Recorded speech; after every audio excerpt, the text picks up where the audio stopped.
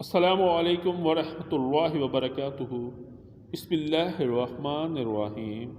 استغفار کے فوائد قرآن و سنت کی روشنی میں۔ استغفار گناہوں کی بخشش کا ذریعہ ہے۔ ارشاد باری تعالیٰ ہے، ترجمہ: جو شخص کوئی برائی کرے یا اپنی جان پر ظلم کرے پھر اللہ سے استغفار کرے تو اللہ کو بخشنے والا اور مہربانی کرنے والا پائے گا۔ سورہ نساء۔ استغفار گناہوں کو مٹانے اور درجات کی بلندی کا ذریعہ ہے۔ رسول اکرم صلی اللہ علیہ وآلہ وسلم نے ارشاد فرمایا، اللہ تعالیٰ جب جنت میں نیک بندے کے درجے کو بلند فرمائے گا تو بندہ عرض کرے گا، پروردگار یہ مرتبہ مجھے کیسے ملا؟ اللہ تعالیٰ فرمائے گا، تیرے لیے تمہارے بچوں کے استغفار کے سبب یہ مرتبہ ملا۔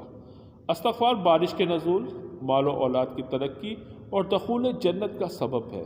ارشاد باری تعالیٰ ہے، اور میں نوح علیہ السلام نے کہا اپنی قوم سے، اپنے رب سے اپنے گناہ بخشواؤ اور معافی مانگو، وہ یقیناً بڑا بخشنے والا ہے۔ وہ تم پر آسمان کو خوب برستا ہوا چھوڑ دے گا اور تمہیں خوب پے در پے مال اور اولاد میں ترقی دے گا اور تمہیں باغات دے گا اور تمہارے لیے نہریں نکالے گا۔ سورہ نوح۔ استغفار ہر طرح کی طاقت و قوت کی زیادتی کا ذریعہ ہے۔ ارشاد باری تعالیٰ ہے، اے میری قوم کے لوگو، تم اپنے پالنے والے سے اپنی تقصیروں کی معافی طلب کرو اور اس کی جانب میں توبہ کرو تاکہ وہ برسنے والے بادل تم پر بھیج دے اور تمہاری طاقت پر اور طاقت و قوت بڑھا دے اور تم جرم کرتے ہوئے روگردانی نہ کرو۔ سورہ ہود۔ استغفار سامان زندگی کا سبب ہے۔ ارشاد باری تعالیٰ ہے، اور یہ کہ تم لوگ اپنے گناہ اپنے رب سے معاف کراؤ، پھر اسی کی طرف متوجہ رہو، وہ تم کو وقت مقرر تک اچھا سامان زندگی دے گا اور ہر زیادہ عمل کرنے والے کو زیادہ ثواب دے گا۔ استغفار بندے کی دنیاوی اور اخروی عذاب سے بچاؤ کا ذریعہ ہے۔ ارشاد باری تعالیٰ ہے، اور اللہ تعالیٰ ایسا نہ کرے گا کہ ان میں آپ کے ہوتے ہوئے ان کو عذاب دے، اور اللہ ان کو عذاب نہ دے گا اس حالت میں کہ وہ استغفار بھی کرتے ہوں۔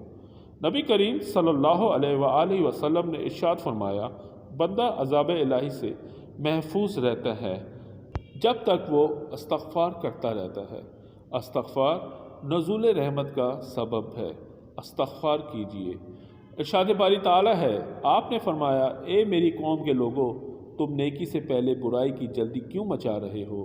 تم اللہ تعالیٰ سے استغفار کیوں نہیں کرتے تاکہ تم پر رحم کیا جائے؟ سورہ نمل۔ استغفار دلوں کی صفائی کا ذریعہ ہے۔